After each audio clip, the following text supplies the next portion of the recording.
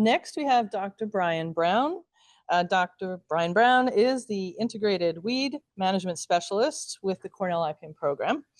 His research and extension efforts aim to improve the management of weeds while minimizing the associated environmental and economic and human health risks, because weeds do pose human health risks.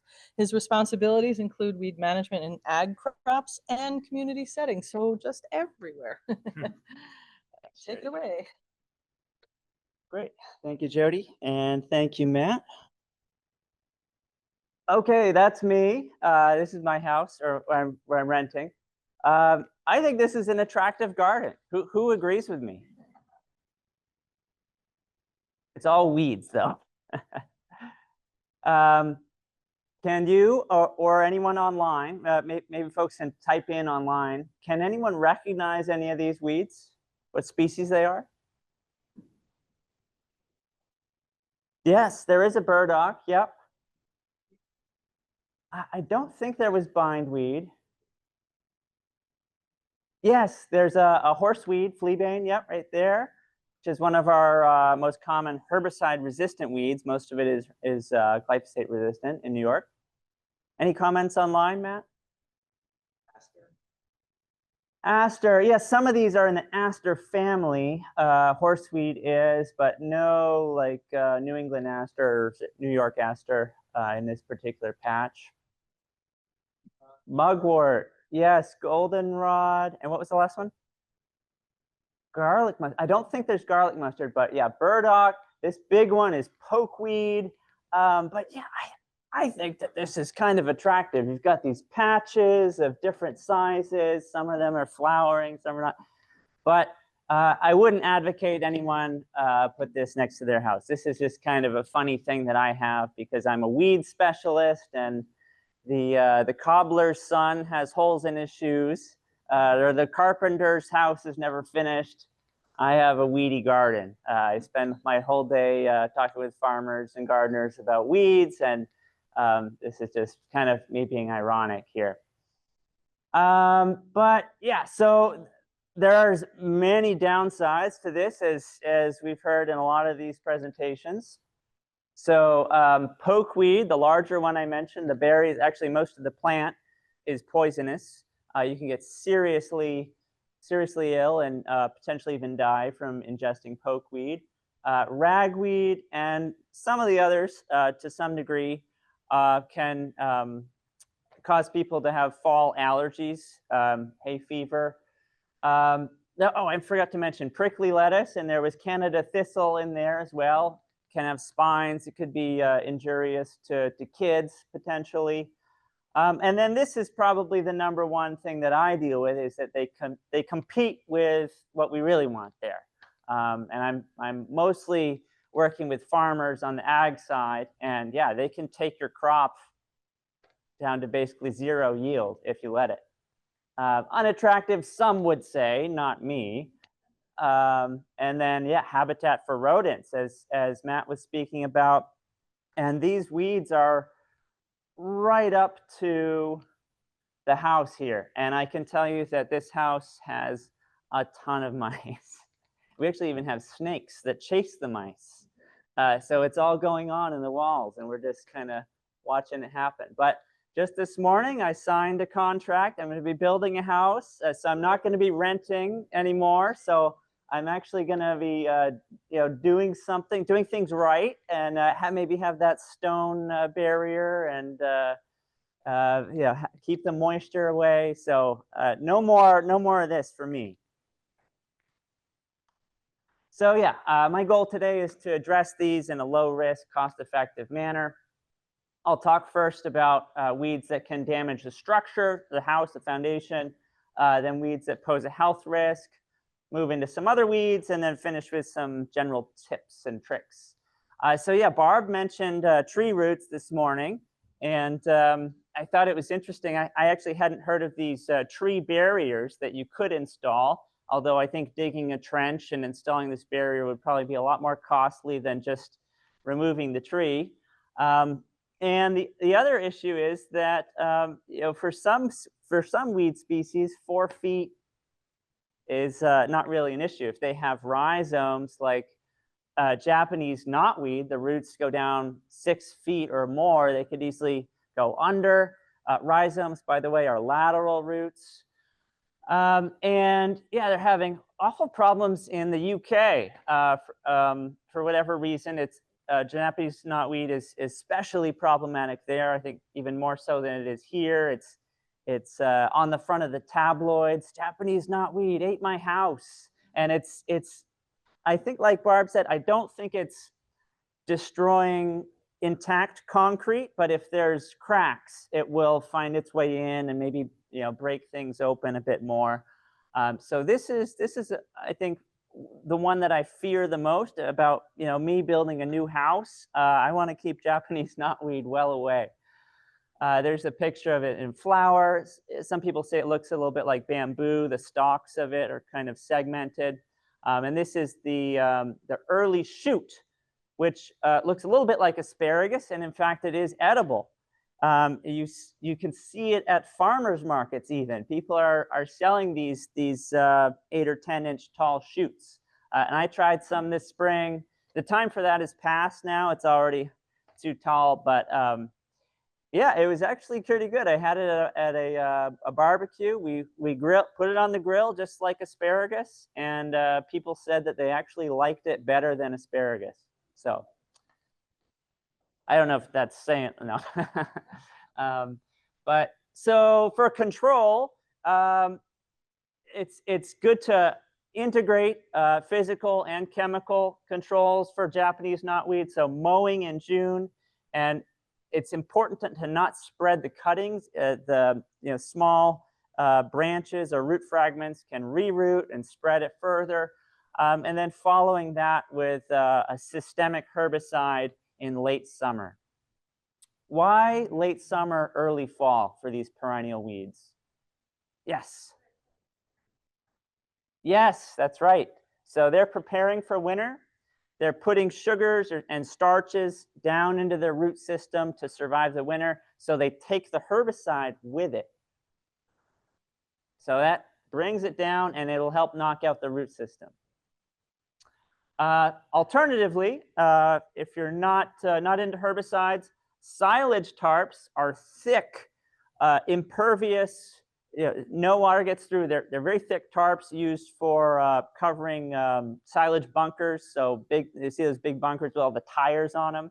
That's what these are. You can get them at ag stores or online. But yeah, 5 years of a silage tarp if you want that on your lawn. They come in like 50 by 100 foot segments. Yeah, sell the roots at the farmer's market. There's also a researcher at Cornell working on a biocontrol, a psyllid that eats various parts of the knotweed. So could be a potential for us down the road. Okay, vines can be an issue as well, pulling apart and getting in under siding. And of course, poison ivy is also a vine with a fairly vigorous attachment points that can do some damage potentially. But I think more concerning is the contact dermatitis from the oils on poison ivy. Probably a lot of you have stories. I always heard as a kid, leaves of 3, let them be, but this is actually 1 leaf. So there's a bud down here. So each of these are leaflets. So now I say leaflets of 3. Yeah. Yeah, so another perennial with a massive root system and rhizomes that spread out laterally. So again, autumn or late summer is the time when it's sending resources, sugars, carbohydrates down into the roots. So it'll take a herbicide with it if you spray at that time. Yeah, it can take several years, though, for all these perennial weeds. Even if you're using the best herbicide in the world, you're going to have to treat multiple times, likely, if it's a big infestation. So for these really established infestations, if you want it out immediately or as soon as possible, I would say just call a professional. There's not that many that will do it because it requires a lot of PPE personal protective equipment, and they'll just dig it all out, all the roots. And they may leave a few roots here and there by accident, so you may have to treat a little bit, but that's probably the most immediate control. Wild parsnip is just, yeah, question? Is there a specific time? Do you have it spring a better time rather than the end of the summer? With the root removal? Yeah. Well, they would hopefully get all the root. If they got all the roots, it doesn't matter. If they're leaving some roots, by accident, those are gonna come up.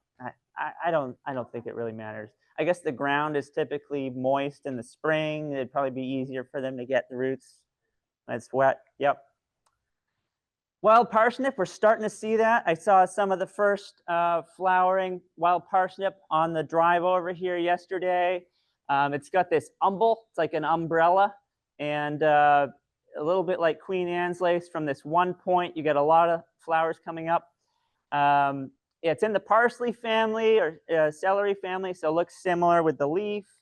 But yeah, causes awful dermatitis again. And this is a sap that is activated by the sun. So if theoretically, if you got exposed to the sap and it was a cloudy day and you immediately covered it, no sunlight, and washed it off, I don't think you would get the effect. But that would be very hard to do. So yeah, do wash it off with soap as soon as you're exposed.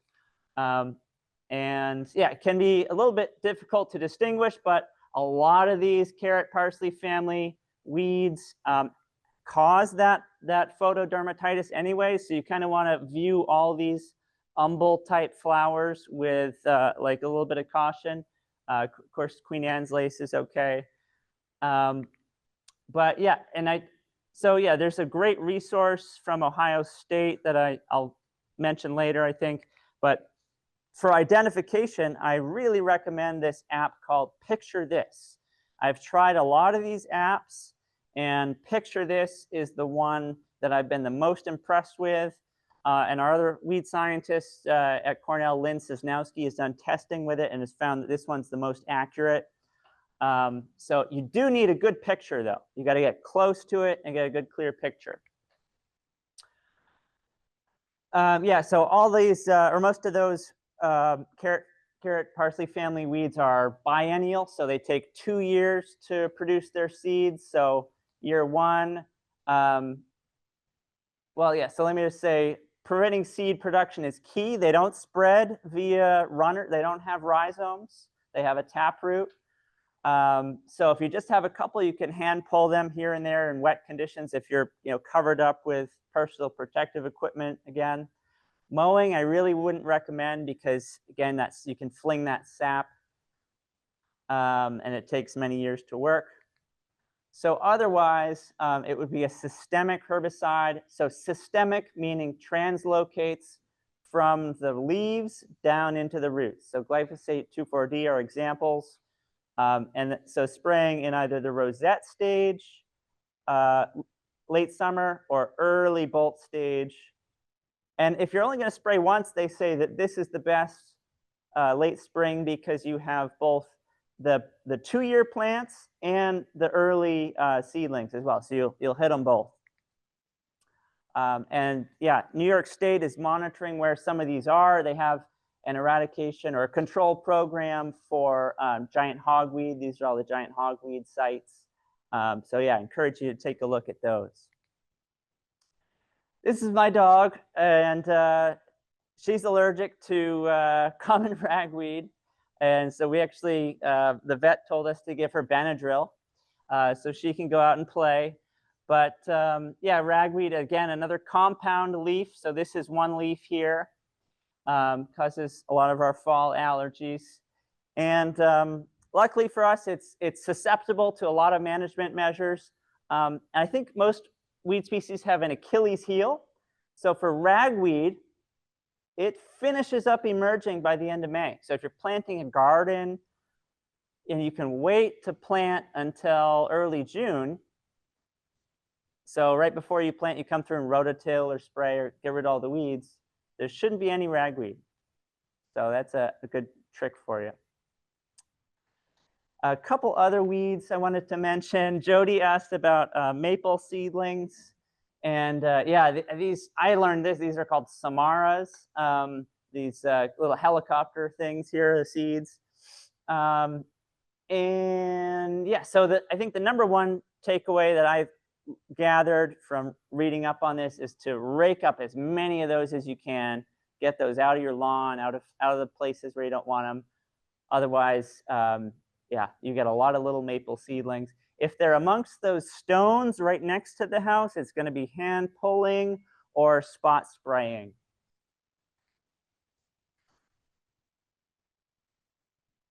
Oh no, this battery? Okay.